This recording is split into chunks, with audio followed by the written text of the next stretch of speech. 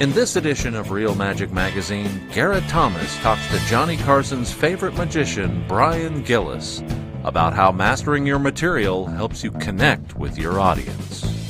A lot of times I refer to the movie Groundhog Day because as a performance artist or a magician, you get to relive a certain moment over and over until we get it perfect. Right. But the thing I notice about your performances is even though you're doing the same routines that I've seen before, it's always fresh. It's always as if it's the first time you're putting the sponge ball in your hand. Right. As if it feels like it's improv. Right. But you really have that gift of keeping it fresh. All right, now Blair, you have to be honest though. Did you feel anything? But you didn't feel anything? I hate women say that. Like, well,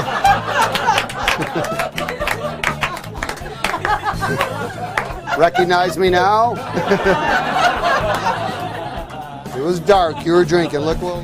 Is there any tips you would have for other magicians on not always buying into the next new thing, but to really perfect something? Well, I think, was it Vernon that had told Goshman at one time, find one thing you do really well and just do that one thing and do it better than anybody else, So I've got like a short, close-up routine, and it's the same thing I've been doing for years and years and years.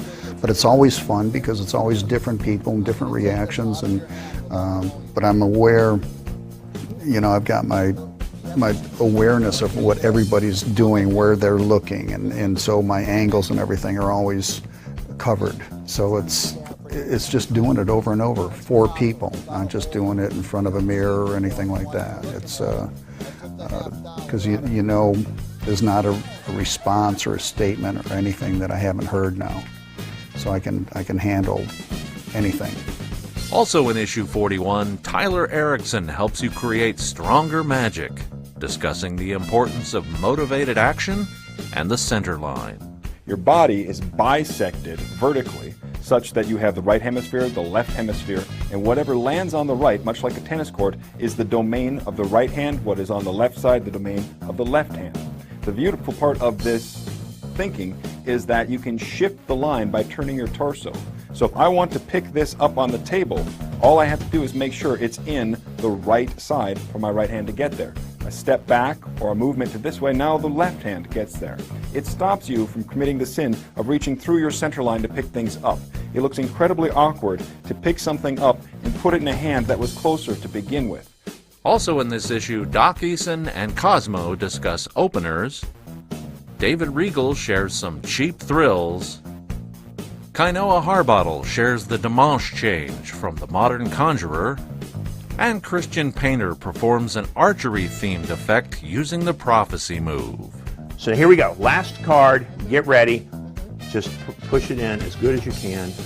Wow, I think that's perfect. That is a little off, but I understood. Oh, you should know. You know what I was using for the arrows? You're gonna die. I was using the ace of spades because if you look, it's kind of like an arrow, right? It just like that. Now here we go. If we spread them out, look at this. See this card right here? Three of spades. Three of spades. It's amazing. It's amazing. But I made a second one because you couldn't actually stab a card because it's a card and it's a metaphor for an arrow, not an actual arrow. So you could only be between two cards, and the card on top of the arrow was a 10 of clubs, and as you might imagine, yes, the 10 of clubs. As always, we've got 3 tricks to teach you. In this issue, they're from Jeff Prace, Sean Robeson, and Josh Janousky.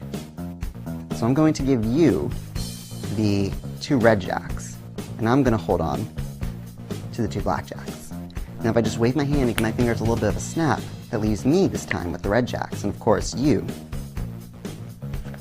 now have the black. So we're going to mix things up. We'll go red, black, just like so. Again, if I just wave my hand and give a snap of the fingers, suddenly the cards separate to blacks and red. All this and much, much more On DVD or on demand, it's the best deal in magic today. It's Real Magic Magazine. Television for magicians.